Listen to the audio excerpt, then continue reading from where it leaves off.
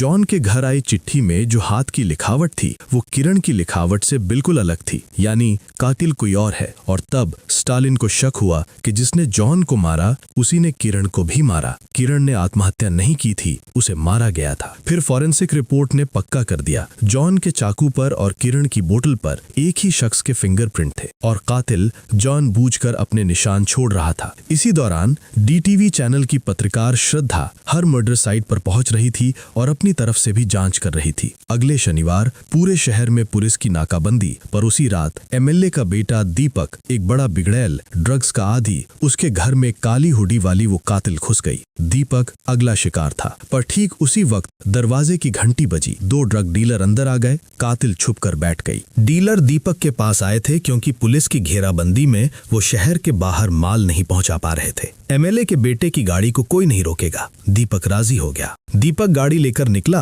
पर police check post पर रुकने की बजाय उसने रफ्तार बढ़ाती। पीछे वो कातिल भी बाइक पर थी। पुलिस ने पीछा किया। जंगल के पास दीपक की गाड़ी खड़ी मिली। दीपक नदारत। गाड़ी में ढेर सारा ड्रग्स बरामद हुआ। जब पुलिस गाड़ी थाने ले गई तब थोड़ी दूर झाड़ियों में कातिल दीपक का मुंह दबाए बैठी थी। वो शनिवार बिना किसी लाश के गुजर गया। जोश और दिया ने सोचा कि शायद सीरियल किलिंग खत्म हो गई, पर स्टालिन को यकीन नहीं था। अगले दिन सुबह दीपक के घर के मेल बॉक्स में वही तरह का लिफाफा मिला जैसे जॉन और किरण के घर आया था। फिर एक नदी में तलाशी ली गई। वहां बोरे में बंद दीपक की लाश मिली। लाश के हाथ में एक खिलौना गाड़ी थी, यानी अगली लाश किसी गाड़ी में मिलेगी। और जब दीपक के घर से लैपटॉप बरामद हुआ तो उसमें एक वीडियो मिला। जॉन, किरण, दीपक और एक और लड़का मिलकर एक लड़की के साथ गैंगरेप कर रहे थे। लड़की के चेहरे पर बोरा था। अब सब कुछ साफ होने लगा। कातिल बदला ले रहा था और चौथा लड़का अगला शिकार था। 6 साल पहले चिन्नाकुलम पुलिस स्टेशन में